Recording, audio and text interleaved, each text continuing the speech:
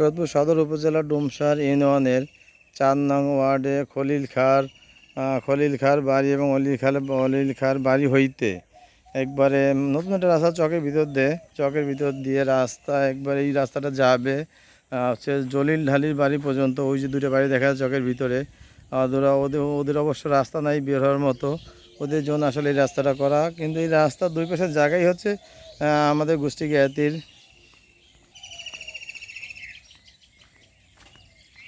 সুফল আছে, অবশ্যই আছে অনেক। আমরা রাস্তা চাই না, রাস্তা করার সময় রাস্তা করতে দিতে চাই না, কেন এখানে রাস্তা হলে রাস্তার দুই পাশে বিভিন্ন শাক সবজি গাছ লাগানো যায়। এখানে মরিচ গাছ লাগানো হয়েছে, মরিচ হবে। এই যে এখানে কুমড়ো গাছ লাগানো হয়েছে, কুমড়ো হবে। মাটি ভালো ভালো হওয়ার কারণে গাছে অনেক সতেজ। এখানে সিম গাছ দেখা যাচ্ছে, সিম সিম গাছ লাগিয়েছেন মানে গৃহস্থ পরিবার। এই যে রাস্তার পাশে পেঁপে গাছ লাগিয়েছেন, পেঁপের সারি। রাস্তা সুফল অবশ্যই আমাদের অনেক, কারণ এইখান থেকে একসময় গাড়ি চলবে। এই দুটো বাড়ির লোক তারা গাড়ি নিয়ে কখনো তাদের বাড়িতে আসতে পারেনি, খুব শীঘ্রই তাদের এই স্বপ্ন পূরণ হতে যাচ্ছে। এই যে দেখুন বেগুন গাছ লাগিয়েছেন, সাদা বেগুন। আবার এই যে এখানে কলা গাছ লাগিয়েছেন, কবরি কলা গাছ। যদি এই গাছগুলি আরও যখন লাগিয়েছিল তারও কয়েক মাস আগে লাগাতো, তাহলে এই রমজানের ভিতরে কলা বিক্রি করতে পারতো যারা লাগিয়েছেন এই গাছগুলি। এই দুটো বাড়ির লোক কখনো চিন্তাও করতে পারেনি আসলে যে এইখানে রাস্তা দিবে। আসলে এইখানে রাস্তা দিবে। তোরা লাগাইছোস বেগুন, তো ভালো বেগুন হয়েছে মাশাআল্লাহ। কিন্তু এই যে এইখানে এই জমিতে যারা ফসল ফলিয়েছে তারা একটা সময় মাথায় করে এই ফসলগুলি বাড়িতে নিয়ে যেত। এখন রাস্তা হওয়ার কারণে তারা খুব শীঘ্রই গাড়ি দিয়েই নিতে পারবে। এই যে মোটরসাইকেল চলে আসে, সামনে ভ্যান গাড়ি আসবে, অটো গাড়ি আসবে, সব গাড়ি আসবে। যে পরিমাণ গাড়ি আছে একটা মাইক্রো গাড়িও আসতে পারবে, এখানে কোনো সমস্যা হবে না। কত সুন্দর একটা রাস্তা। গতকালকে আমি এই রাস্তা ভিডিও করে ফেসবুকে দিয়েছিলাম। আসলে আমি জানি যে এখানে রাস্তা হচ্ছে, কিন্তু এই রাস্তার দুই পাশের জায়গা আমাদের গোষ্ঠী জ্ঞাতির, এবং কি আমাদেরও একটা জায়গা আছে। আমি জানতাম না আসলে এই জায়গাটা আমাদের। আমি গতকালকে আসলে জানতে পারি এই জায়গাটা হলো আমাদের। এই যে এখান থেকে আছে, এই যে ক্ষেতটা দেখতেছেন, এই ক্ষেতটা, তারপরে এই ক্ষেত, ওই সামনে যতটুক যায় আরও আছে সামনে জায়গা। ওই যে কলা গাছ দেখা যায়, কলা গাছের পরেও আমাদের জায়গা আছে। অনেক সুন্দর একটা রাস্তা হচ্ছে।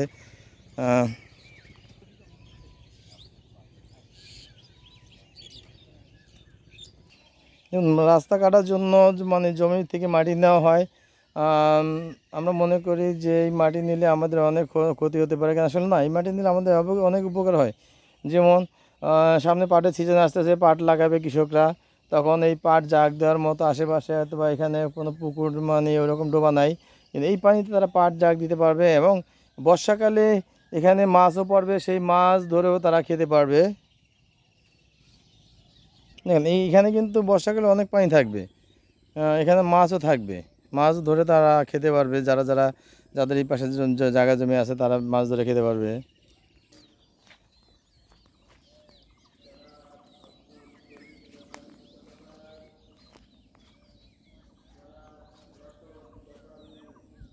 চরকরপুর নিবাসী আব্দুল রতন ব্যাপার ইন্তেকাল করিয়াছেন।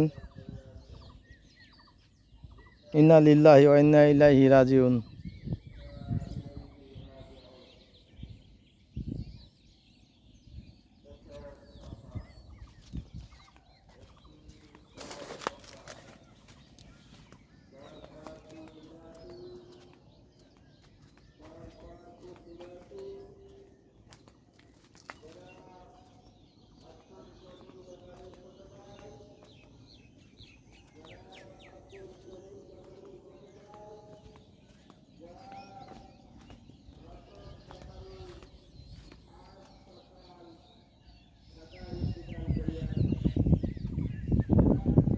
বর্ষাকালে এখানে কই মাছ, শিং মাছ, বিভিন্ন ধরনের মাছ পাওয়া যাবে। এখন খালের মতো হয়ে গেছে, এইখানে পানি জমবে, পানি জমার পরে অনেক মাছ ধরা যাবে, মাছ আসবে। হুম, না, আর গভীর করার দরকার নেই, যতটুকু গভীর আছে এবার ঠিক আছে। এখন ওই যে যাদের জমি তাদের অনেক মানে ক্ষতি হবে না এই গভীরে, ভাঙবে না।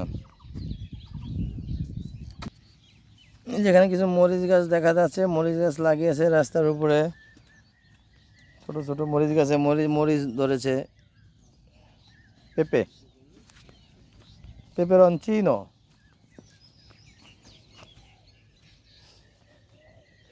দেখেন এই যে একটা ফল গাছ, আমরা এই ফলটা ছোটোকালে অনেক খেতাম, পাকলে অনেক মিষ্টি লাগে, খেতে অনেক সুস্বাদু।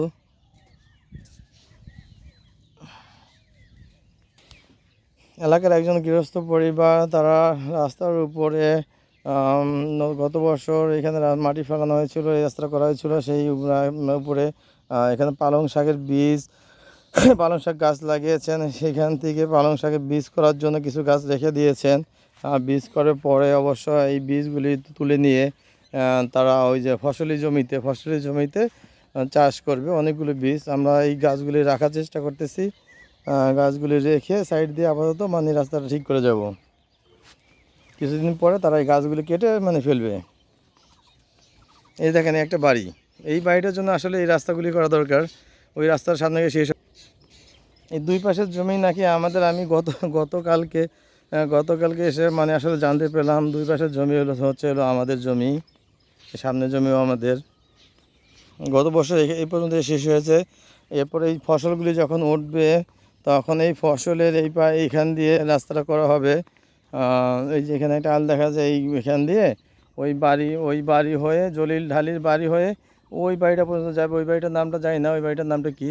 এই বাড়িটা হচ্ছে জলিল ঢালির বাড়ি, এই জলিল ঢালির বাড়ি হয়ে ওই বাড়ি পর্যন্ত যাবে। তারা আসলে চলাফেরা করতে পারবে। এই হলো রাস্তা মানে সুফল। যারা আমার এই ফেসবুক ভিডিওতে দেখেছেন তাদেরকে অসংখ্য অসংখ্য ধন্যবাদ। তারা আমার ফেসবুক এই পেজের সাথে থাকবেন আশা করি। আল্লাহ হাফেজ।